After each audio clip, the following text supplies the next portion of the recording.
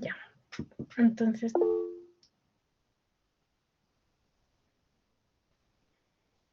vamos a ver dónde estábamos.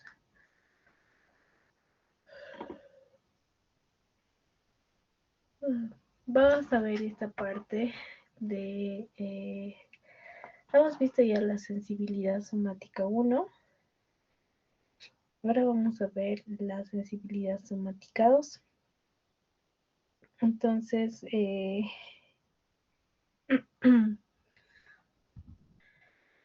aquí vamos a ver primero el dolor que es de vital importancia, ya que varias de las enfermedades,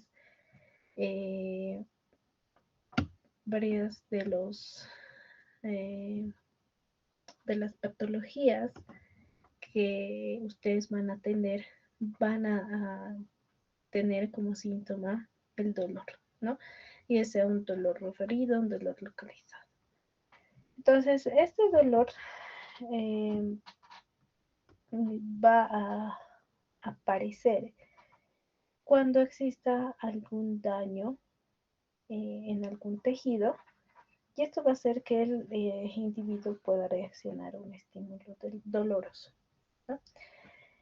Entonces, este dolor puede ser incluso si es un daño tisular profundo, o incluso si hay eh, alguna disminución del flujo sanguíneo.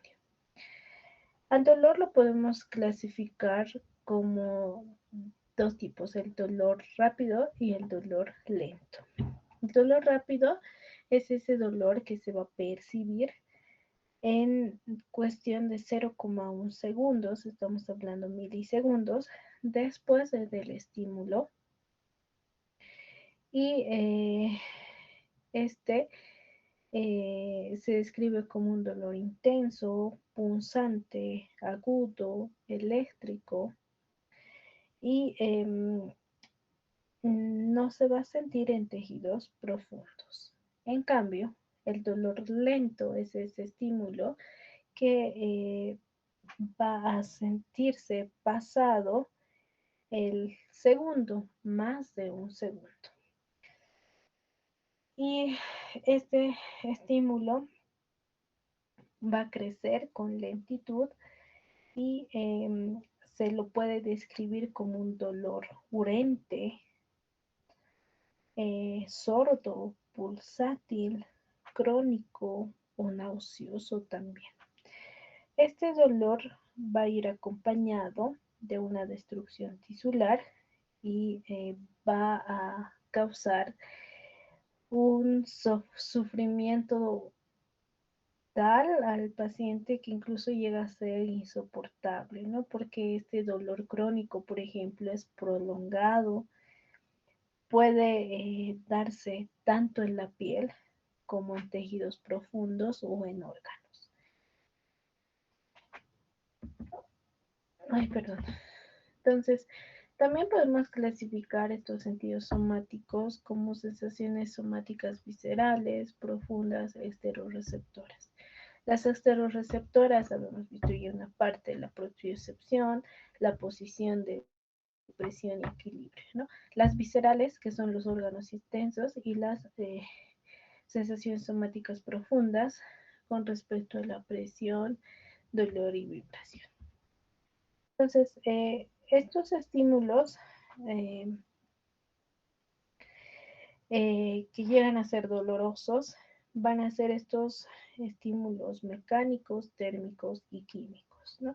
En cuanto a los químicos, ahí estamos viendo algunos ejemplos como la bradicinina, la histamina, el potasio, la acetilcolina, las enzimas proteolíticas, eh, que llegarían a ser precisamente estas prostaglandinas, y la sustancia P.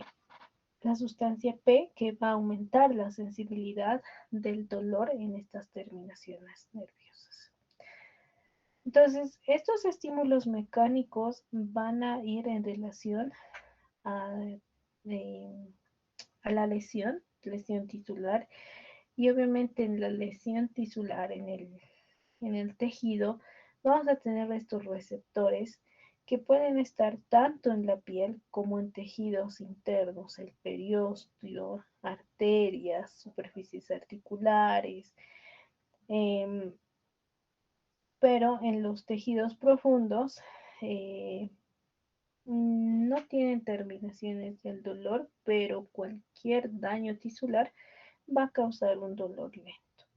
Por lo tanto, el dolor rápido va a ser a partir de estos estímulos mecánicos y térmicos, y el dolor lento va a ser ocasionado por dolores mecánicos, térmicos o químicos. Entonces,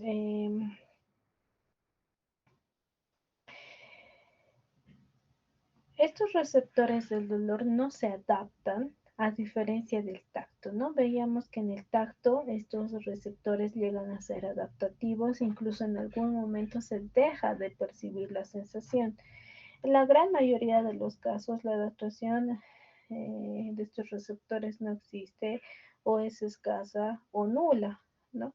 Entonces, estas fibras van a ir al contrario, creciendo cada vez más cuando el dolor persiste. Estamos hablando del dolor lento, persistente, ¿no? O crónico.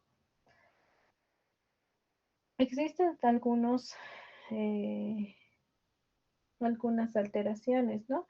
Como la hiperalgesia, que hay un aumento a la sensibilidad de los receptores para el dolor.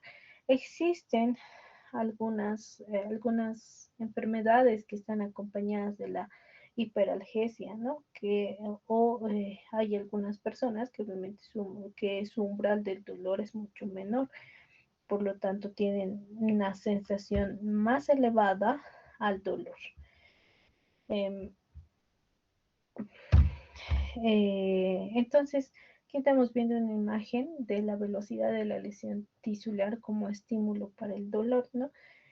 Entonces, este gráfico va en relación a la temperatura. Entonces, cualquier persona va a empezar a percibir algún dolor cuando la piel se va a calentar hasta 45 grados centígrados. Entonces, en esta temperatura va a ir ascendiendo. Cuando la temperatura asciende, estamos viendo desde 43,5, 44, ya va ascendiendo y a 45 está llegando a su umbral del dolor. ¿Sí? Entonces, esto va a guardar también relación a la tasa de lesión, al daño que ocurra y si la lesión se sigue manteniendo, obviamente el dolor va a seguir manteniéndose.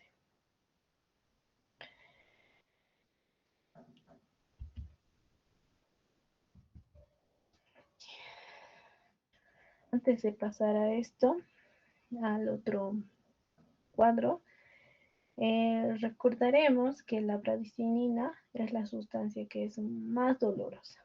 ¿Ya? La bradicinina es la sustancia más dolorosa.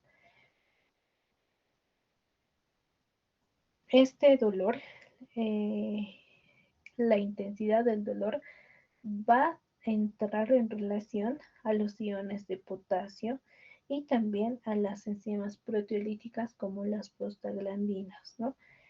Que hacen que estas sustancias nerviosas se vuelvan más permeables a los iones.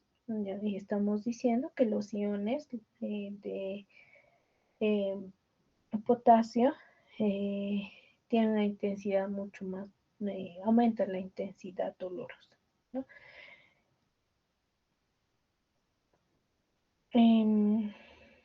Entonces, la bradicinina, el ácido láctico y las enzimas proteolíticas como las prostaglandinas van a estimular estas terminaciones nerviosas para el dolor.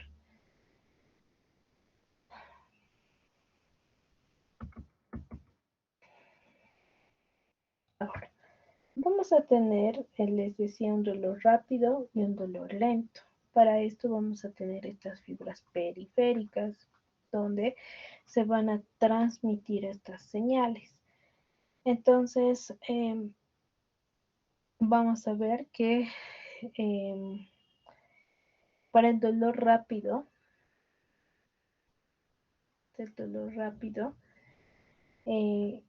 nacen estímulos, les decía ya, de tipo mecánico y de tipo térmico. Para estas fibras vamos a tener fibras nerviosas de tipo A delta. De tipo A delta. Estas tienen una velocidad de transmisión de 6 a 30 milisegundos. Y estas fibras de dolor rápido hacen de que la persona vaya a reaccionar inmediatamente y pueda apartarse o retirarse de ese estímulo doloroso. En cambio, el dolor crónico nace de estímulos químicos, mecánicos y térmicos persistentes. Este va a estar en relación a las fibras nerviosas tipo C, tiene una velocidad de transmisión de 5 a 12 y tienden a crecer con el tiempo y incluso estas fibras son las encargadas de hacer que el dolor sea intolerable, lo mismo que les decía en el anterior grupo. Si alguna vez han visto a una persona con algún dolor crónico, no sé, artritis, artrosis, mialgias, ¿no? Que sea crónico o una encefalitis migrañosa, ¿no?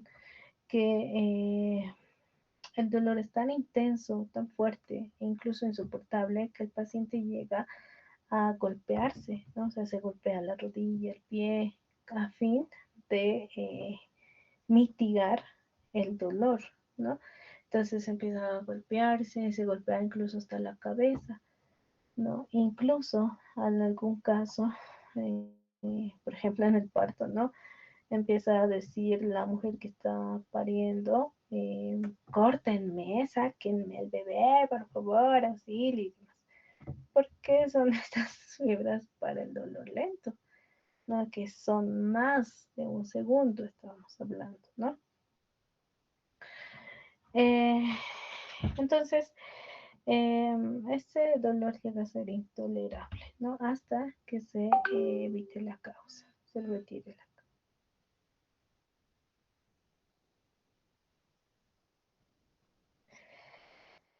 Entonces, estas fibras del dolor van a ingresar a la médula espinal por las fibras del dolor que van a estar situadas en estas astas dorsales de la médula espinal.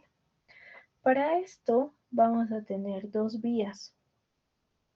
Una que va a ser la neoespinotelámica, que va a ser para el dolor rápido, y otra la paleoespinotelámica para el dolor lento.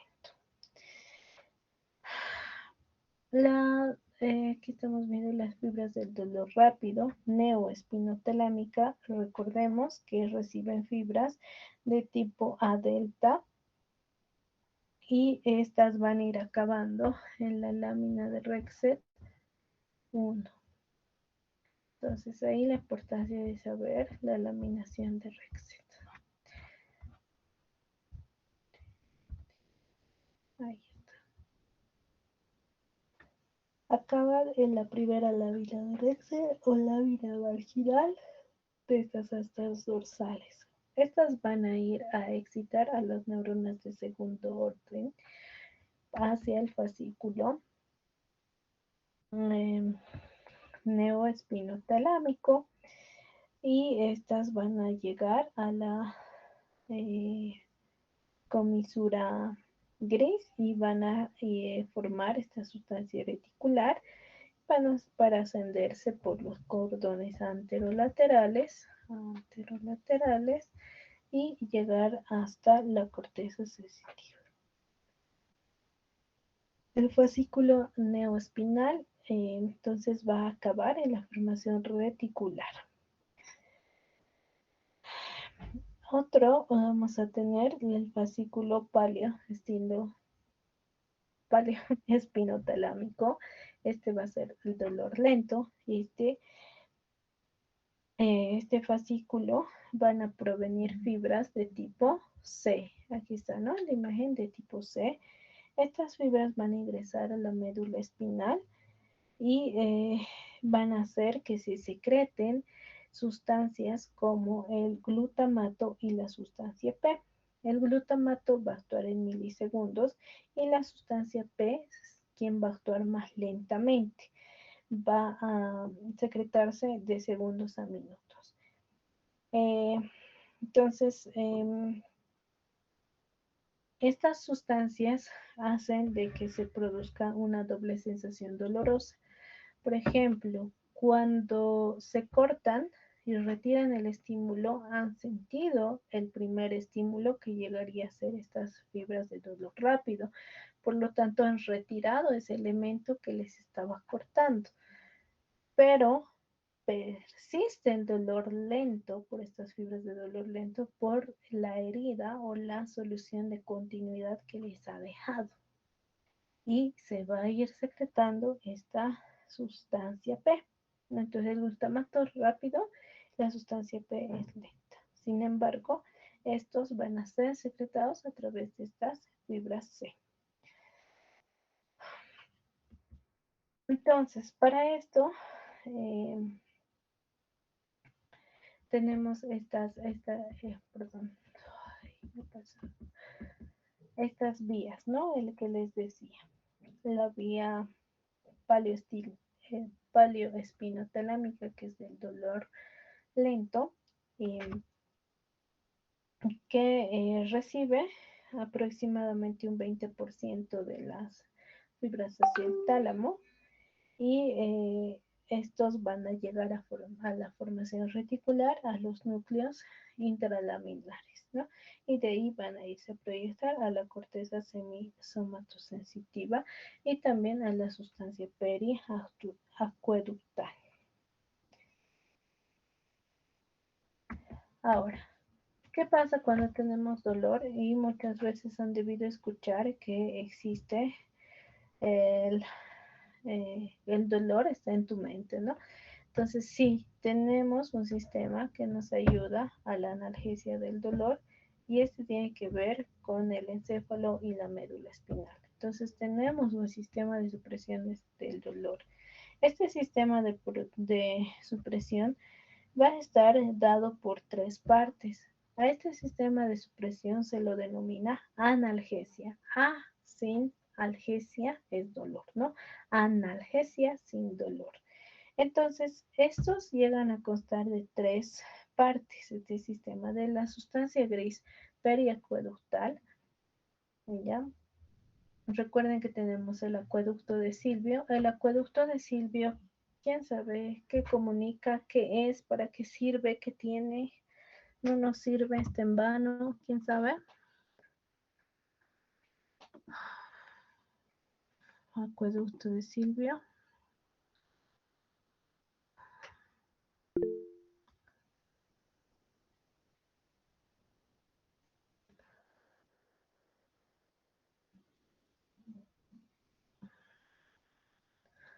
Y ahí están viendo, comunica el tercer y el cuarto ventrículo. Vanina. Doctora, buenas noches. Creo que conecta el tercer con el cuarto ventrículo. Es como un canal de amortiguación en el que también circula líquido cefalorraquídeo. Ya, exactamente, que circula líquido cefalorraquídeo. Entonces, alrededor de gracias Vanina, alrededor de este acueducto de Silvio vamos a tener pues esta región gris periacueductal, que es uno de los sistemas de analgesia, ¿no? Entonces, esta sustancia gris y además de estos núcleos periventriculares que van a estar en el mesencéfalo,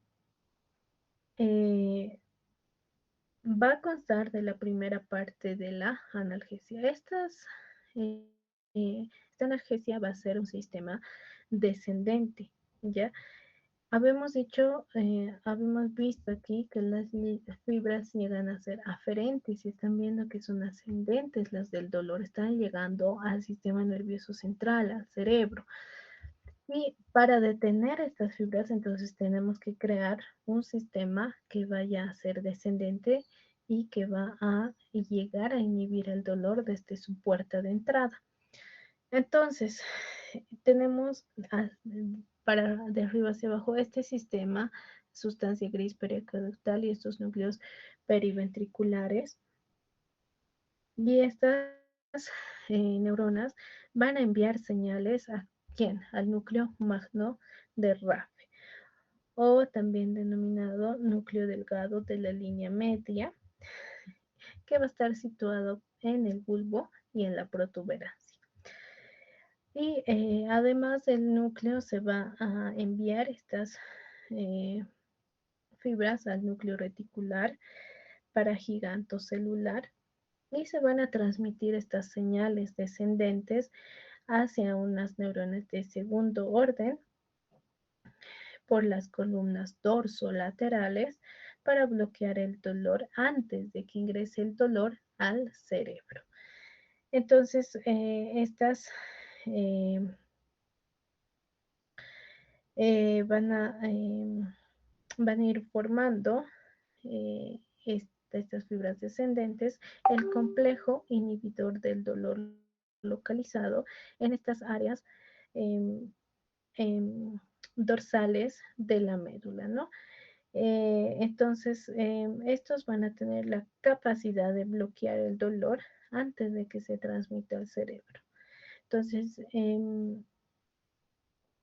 esta activación de todo este sistema de analgesia va a tener que ver pues con esta sustancia, esta región gris periaqueductal que va a estar cerca del hipotálamo y eh,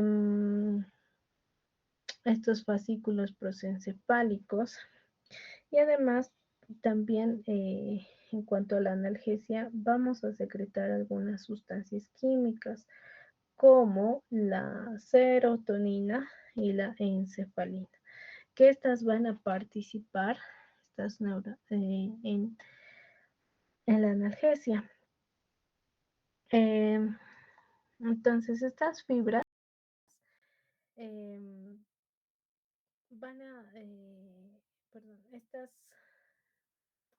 sustancias químicas van a enviar señales a las astas dorsales de la médula de las sustancias, perdón, del núcleo periventricular y de la región periaqueductal se va a secretar encefalina.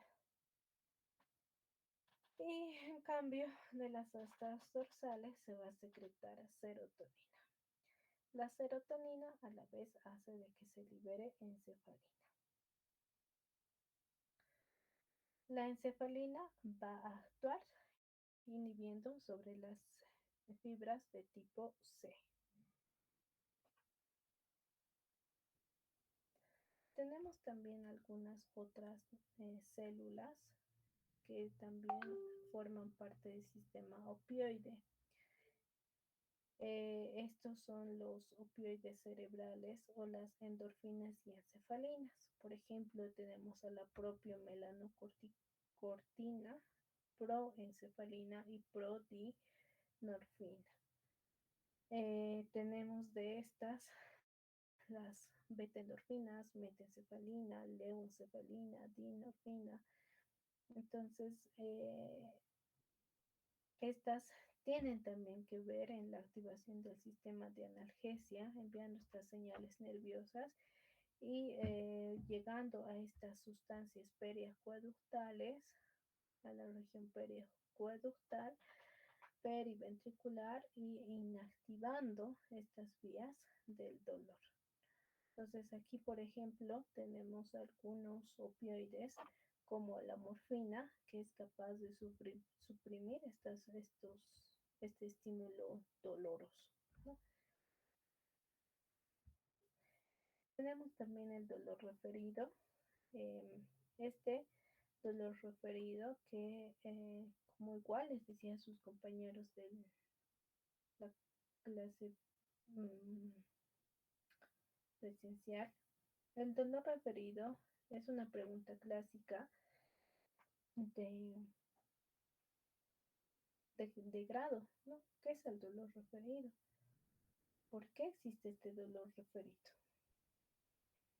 Entonces, el dolor referido en palabras simples es cuando una persona siente dolor en una parte del cuerpo, pero este dolor va a estar situado, alejado del tejido que está enfermo o del tejido dañado. Entonces, es importante este dolor referido, es necesario saber, y por eso es necesario saber los dermatomas y demás, para nosotros saber o conocer la cronología del dolor, la cronología de la enfermedad y además si es que estuviera afectado alguna víscera que esté alrededor, ¿no? De esta superficie corporal. Entonces, vamos a ver que estas ramas de las fibras del dolor visceral van a hacer sinapsis en la médula espinal y también van a hacer sinapsis en las neuronas de segundo orden que van a recibir señales desde la piel, fibras nerviosas cutáneas. Entonces hacen dos sinapsis, ¿no? Estas van a estimular a las fibras y van a enviar las señales de dolor y estas van a viajar a través de neuronas que van a conducir esta información desde la piel y hacia esa sensación de percepción del dolor. El dolor, el, recordemos que tenemos pleura parietal, pleura visceral y mesos, ¿no? Entonces, tenemos una pleura visceral que es encargada de este dolor visceral. Tenemos una pleura parietal que va a estar encargado del dolor parietal, ¿no? Y los mesos, que es gracias a esos mesos que se van a formar este dolor referido. El dolor, entonces, procedente a estas fibras viscerales, eh, nos pueden servir para diagnóstico de alguna enfermedad visceral, inflamación, enfermedades infecciosas y demás. Eh, este dolor visceral eh,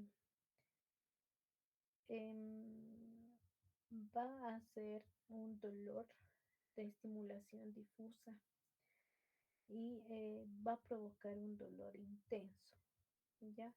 Por eso es que el dolor visceral suele ser de o sea, prácticamente el paciente llega sí o sí a la consulta, ¿no? Porque no puede calmar el dolor, es intenso. El dolor parietal les decía que va a ser cuando este se va a propagar al peritoneo pleural o al pericardio, ¿no? Al peritoneo parietal.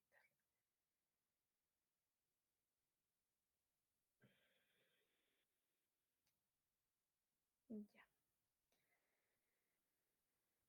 Entonces, ¿por qué es que nos duele la pared y no el órgano? ¿No? Porque este va a estar inervado por grandes nervios y estos van a estar en relación a los nervios raquídeos, ¿no?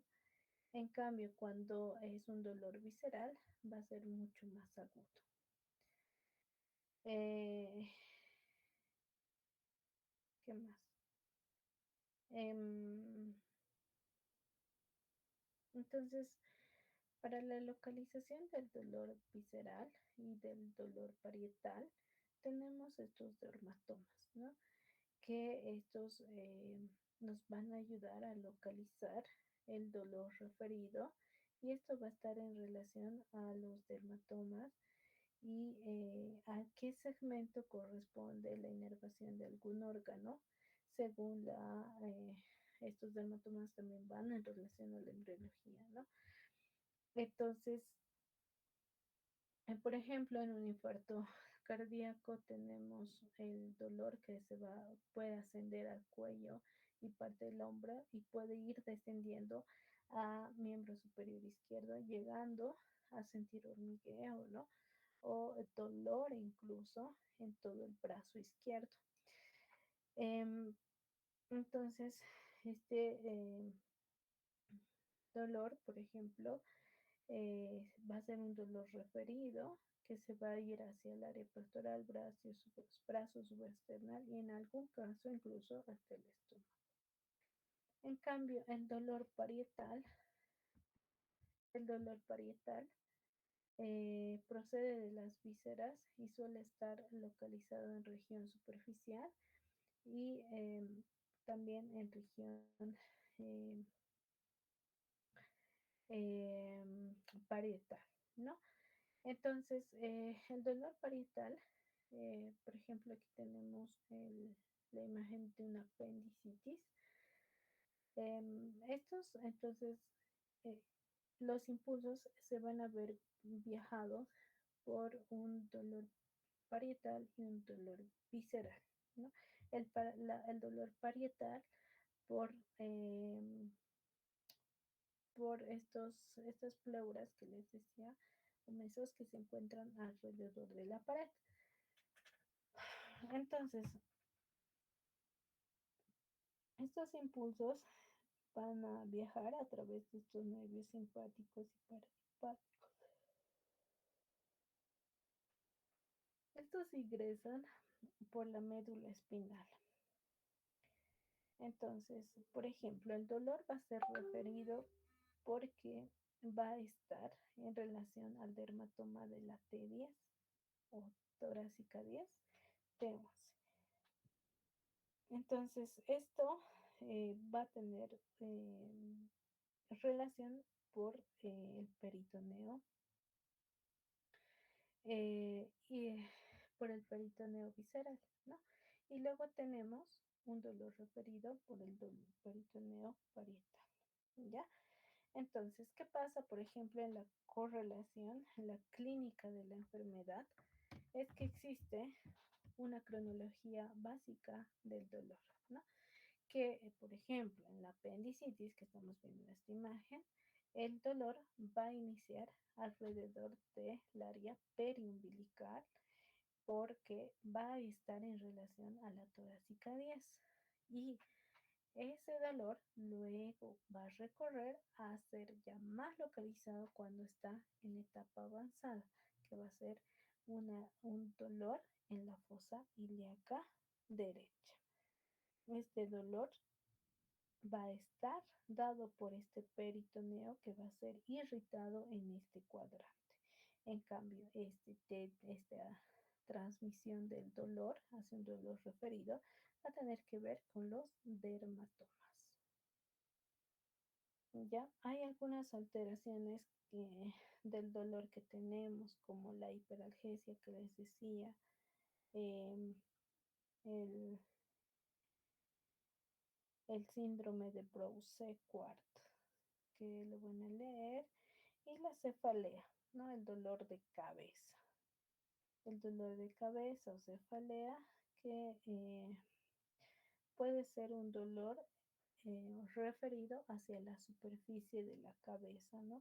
Esto va a tener que ver de acuerdo a al dolor desencadenante, ¿no? Puede ser meningitis, aumento de presión de líquido cefalorraquídeo, la migraña, cefalea alcohólica por deshidratación, eh, y otras causas, ¿no? Son muchas causas de la cefalea. Por eso tiene que ver con la irrigación también, con la irrigación y con la sensibilidad.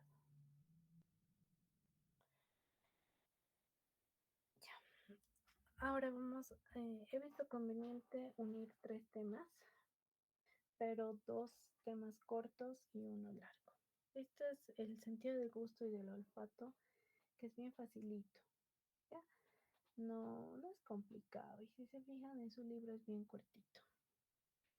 El sistema, el sentido del gusto y del olfato, ambos tienen relación, ¿no? Y si alguna vez, por ejemplo, uh, no sé, cuando están resfriados o muy congestionados o cuando no han pasado COVID, no sé si hayan pasado y han perdido el sentido del olfato, entonces primero cuando comían no sentían el mismo sabor que cuando percibían el olfato y el gusto, ¿no? Entonces, ambos tienen mucho que ver porque ambos van a responder a estas moléculas que van a estar disueltas y estas moléculas van a ser denominados quimioreceptores. Ya estas entonces van a estar influidas tanto por el sentido del olfato y por el sentido del gusto. Estos, estos quimioreceptores van van a estimular respuestas y de acuerdo a los cambios que van a sufrir en el ambiente, ¿no? Por ejemplo, tenemos cambios del ambiente interno que son denominados los interoreceptores y a otros que van a mostrar una respuesta de cambios químicos por el ambiente externo, como los exteroreceptores. Entonces, fácil, ¿no? De ambiente interno, interoreceptores, de ambiente externo, exteroreceptores. Estos exteroreceptores incluye a estos receptores del sabor que estamos viendo, receptores del sabor gustativo, que estos se van a mostrar en sustancias disueltas en el alimento y receptores también olfatorios que van a responder a moléculas gaseosas que van a estar en el aire. ¿Ya? Estas moléculas gaseosas del sentido del olfato tienen que disolverse. ¿Y cómo se van a disolver? En la mucosa olfatoria, ¿no? Para que nosotros podamos percibirlos necesitamos disolverlos. Entonces, en cuanto al sentido del gusto, recordemos anatomía que teníamos receptores gustativos, teníamos papilas gustativas y estas papilas gustativas que van a ser en forma de barril, que estas van a estar ocupadas en la superficie dorsal de la lengua, ¿no? Ahí están algunas más gustativas, ¿no? Tienen forma de barril y estas células epiteliales no son neuronas, pero se van a comportar como si fueran neuronas, ¿ya? Estas van a estimular y van a producir potenciales de acción, van a liberar neurotransmisores, ¿ya? Pero no son neuronas, por eso es que son denominadas papilas gustativas. Entonces, estas papilas gustativas van a estar dentro de la lengua, en el dorso de la lengua, si recuerdan, en la superficie dorsal. Entonces, recordemos que teníamos papilas, bueno, que tenemos papilas fungiformes, circunvaladas, foliadas. Estas van a ir respondiendo al sentido del gusto. Vamos a hablar de eso, perdón, al sentido del gusto. Entonces, por ejemplo, eh, las papilas fungiformes van a recibir por medio perdón, del nervio facial, ¿no? Del séptimo par craneal, eh, que va a ser una rama del nervio facial que va a ser la cuerda del tímpano. Y desde ahí estas van a ir a ascender al núcleo del tracto de las del solitario, ¿no? También tenemos una inervación del glosofaringio. el glosofaringio que va a inervar a la parte inferior lateral de la lengua, ¿no?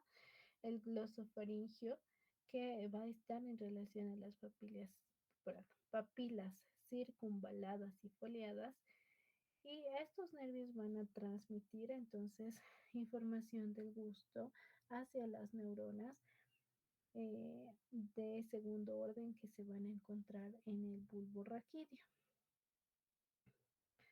De aquí estas van a subir hacia el tálamo y van a ascender posteriormente a la corteza sensitiva gustativa, hacia la corteza gustativa primaria, que se va a encontrar en la ínsula y en la corteza somatosensorial postcentral. Esta información se va a enviar entonces a esta corteza prefrontal y va a ser importante también para la asociación del gusto y de la percepción del sabor.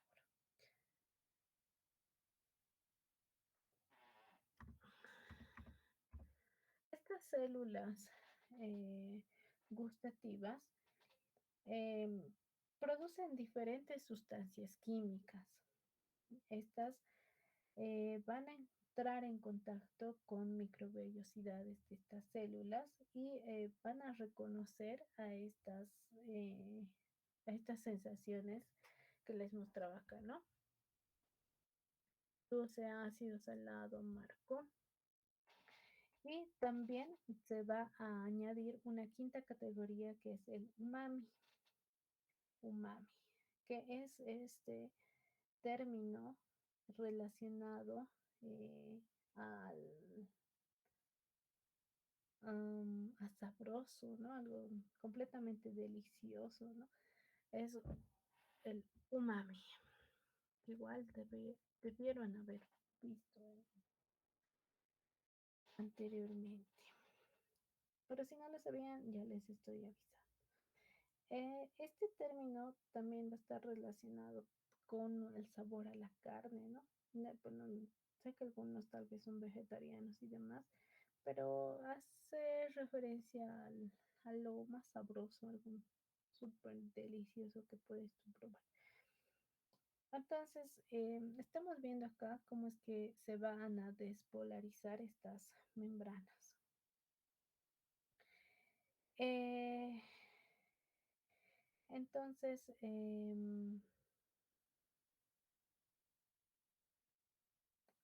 aquí estamos viendo el salado, em, esta primera categoría. El salado va a estar en relación a los iones de sodio, ¿no? Por lo tanto, vamos a percibir esta presencia de iones de sodio, incluso algunos cationes, y van a activar estas células específicas para el sentir el sabor salado, valga la redundancia. Estas células, este sodio, va a activar estas células receptoras. El sodio va a pasar a través eh, de estos receptores sensitivos por estos canales de membrana que van a estar en la parte apical y van a despolarizar la membrana. El salado entonces va a hacer de que haya un gradiente de concentración de sodio y cloro y estos van a hacer que se formen también zonas de oclusión y liberando también estos neurotransmisores, y estos neurotransmisores van a hacer de que esta neurona sensorial sea estimulada.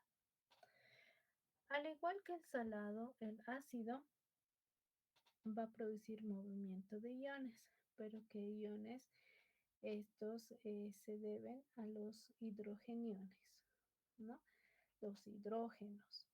Entonces sabemos que los ácidos tienen hidrógenos y van a provocar también un movimiento de los canales, se van a abrir estos canales y va a corresponder a la vez a una disminución del pH. Entonces, estos van a provocar que se abran los canales de calcio, al igual que el salado, produciendo una liberación del neurotransmisor y ese neurotransmisor siendo de que la neurona sensorial sea estimulada. Ahora, los otros tres, el dulce, el umami y el amargo. Estos van a comprender de la interacción de estos receptores acoplados de la proteína G. Entonces, estos van a responder a los azúcares, como se ve en el dulce y el umami, a los azúcares, a estos sabores dulces, estos que van a unirse a estas proteínas G y enviar señales despolarizadas hacia la membrana, es decir, se cierran los canales de potasio para que se libere el neurotransmisor y este estimule a la neurona. El amargo, vamos a tener receptores como la quinina, que van a hacer de que esta quinina vaya a transportar este sentido amargo y se va a relacionar igual a las proteínas G, y estas proteínas G van a llevar a que se libere calcio a partir del retículo endoplasmático, liberando así el neurotransmisor y pudiendo activar esta neurona.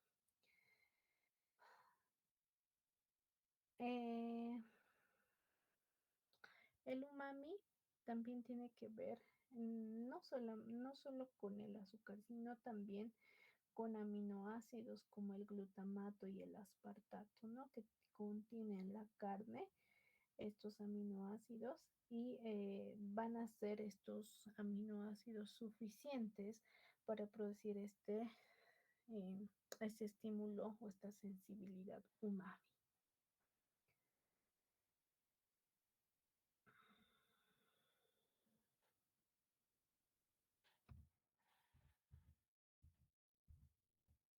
Ya terminando, el olfato.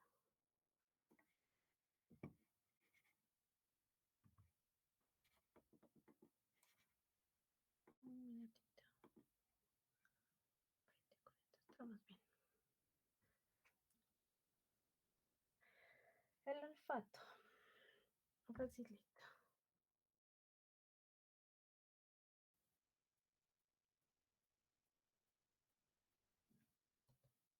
Eh, este olfato, de nuevo, tiene mucho que ver con la parte gustativa y con la memoria. Vamos a revisarlo eso. Entonces, estos receptores olfatorios van a estar situados en donde, en el epitelio olfatorio. El aparato olfatorio en sí va a constar de eh, células receptoras, que son estas células bipolares. También va a tener eh, las células de sostén y las células madre. Sabemos que toda célula madre lo que hace es generar nuevas células, ¿no? Estas células madres basales que van a generar nuevas células receptoras. Las células de sostén, quienes van a ser, quienes van a oxidar a estas vesículas odorantes que se encuentran en el ambiente. Y estas neuronas bipolares que son sensoriales van a proyectar esta sensibilidad hacia la cavidad nasal.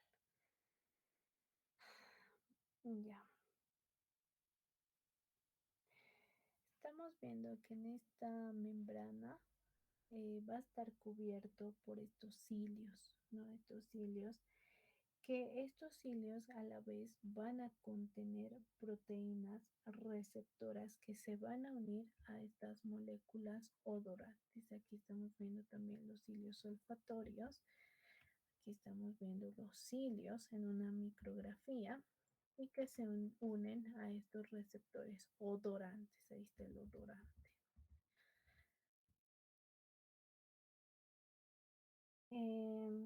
Entonces, estos receptores olfatorios, volveremos acá, estos receptores olfatorios se acoplan a una proteína G. Esta proteína G va a tener tres subunidades, la alfa, la beta y la gamma, ¿no? Ahí se está observando.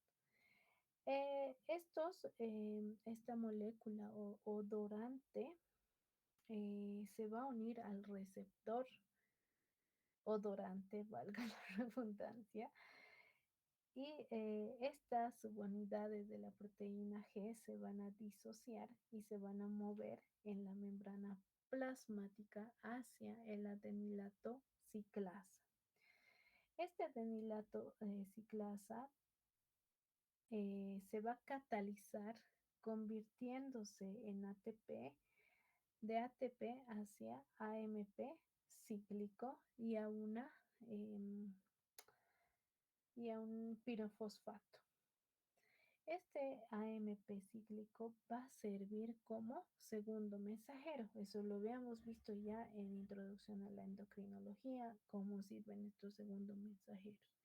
Entonces, habíamos visto ya esta vía, solamente que estamos ya uniendo un odorante con un receptor específico y cómo es que se está convirtiendo en AMP cíclico para formar como segundo mensajero. Este AMP cíclico lo que va a hacer es que se abra dentro de la membrana plasmática sodio y calcio y esto va a producir una despolarización del receptor, ¿no?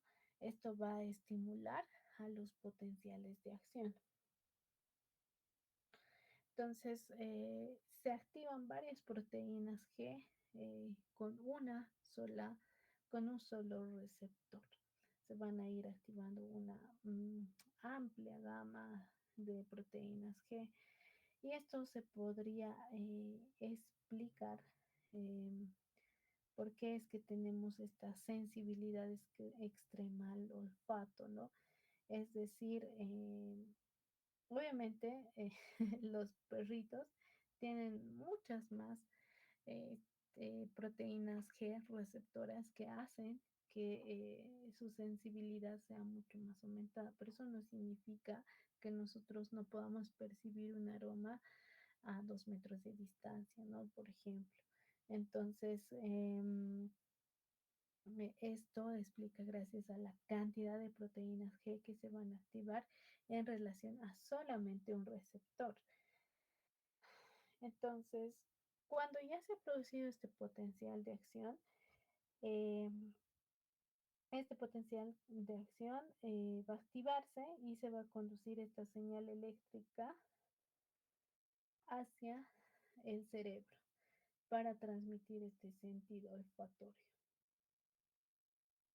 Entonces, estas neuronas bipolares eh, van a tener eh, un axón que no va a estar mielinizado, pero que se va a proyectar a través de los agujeros cribiformes.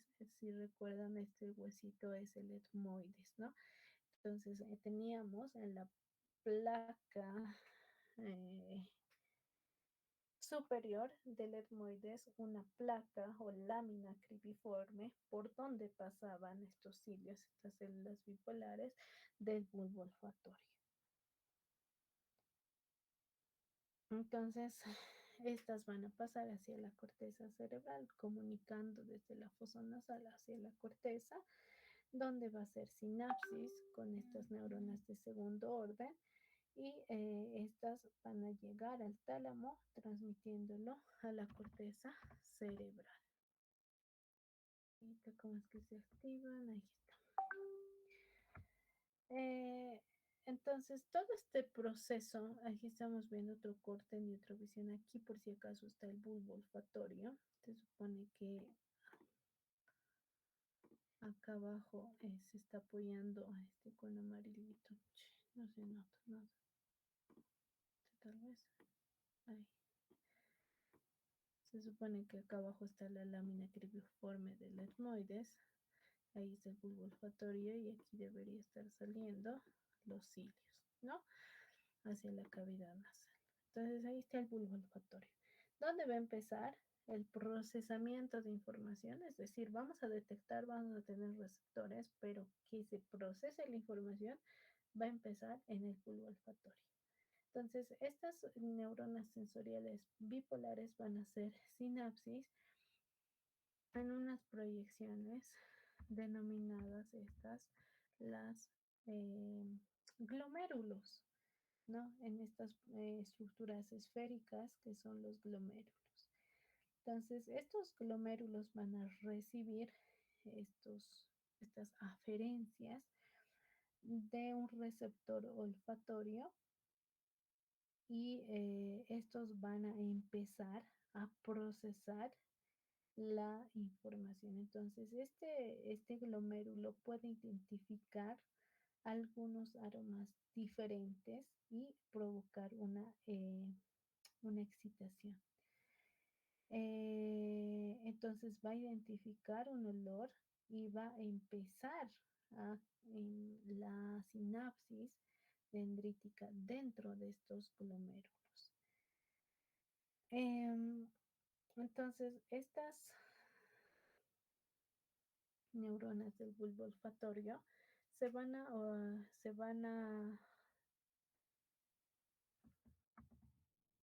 ahí está, el bulbo olfatorio. Entonces, para eso les decía, tienen que conocer eh, las vías de conducción.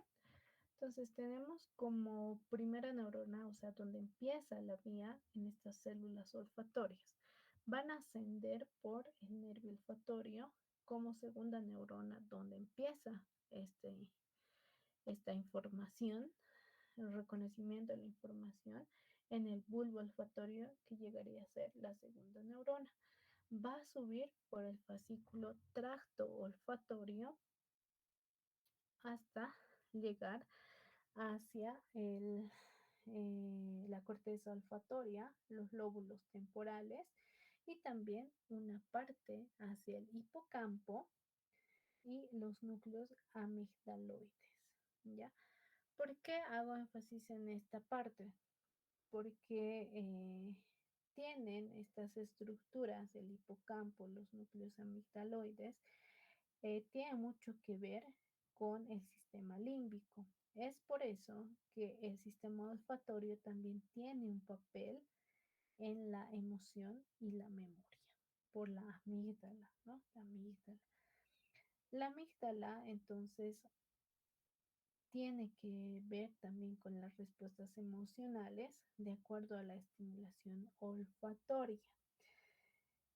También en la memoria, por lo que se dice que un olor particular puede provocar recuerdos que tengan harta carga emocional, ¿no? Por ejemplo, les decía, si ustedes han tenido una persona, un ser querido que ha fallecido, pero en algún momento recuerdan su perfume, su aroma o incluso la comida que les cocinaba, ¿no?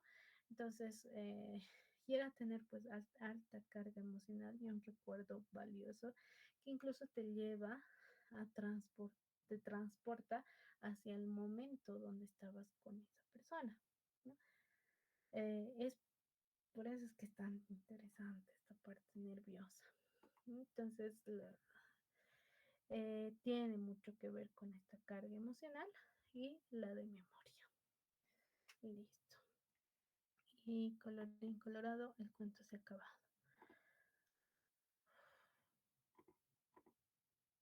Ya. Listo, muchachos. ¿Alguna pregunta?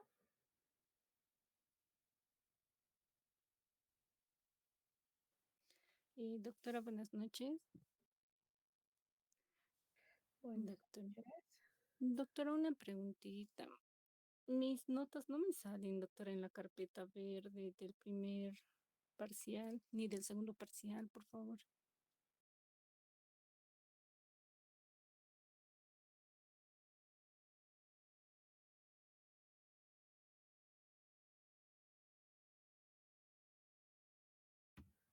A ver, le voy a revisar Calizaya Jiménez, ¿no? Sí, doctora, por favor. ¿F o D?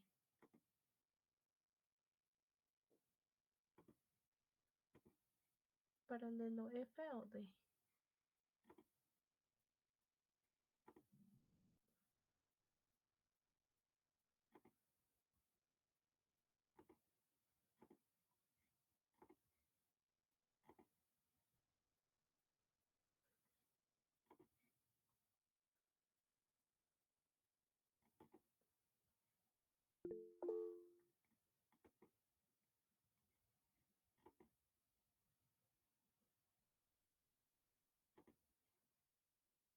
Somos el paralelo F, doctora. Sí, pero algunos se han cambiado, ¿no ve? Por eso le pregunto.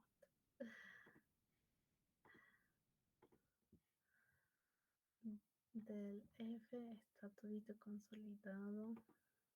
De mí ¿Eres también, igual? doctora, quería aprovechar, no tengo notas ni de primera ni de segunda. Igualmente, doctora. Igualmente, doctora, no tengo notas. Yo también, doctora. Segundo parcial está. El primero y el segundo Desde el primer, doctora. De mí ni el primero ni el segundo, doctora. Les cuento que está. Doctora, igualmente yo no tengo notas de procesual. El seguimiento procesual. Primera evaluación. Está. A ver qué me ha dicho. Calizaya. No está Calizaya.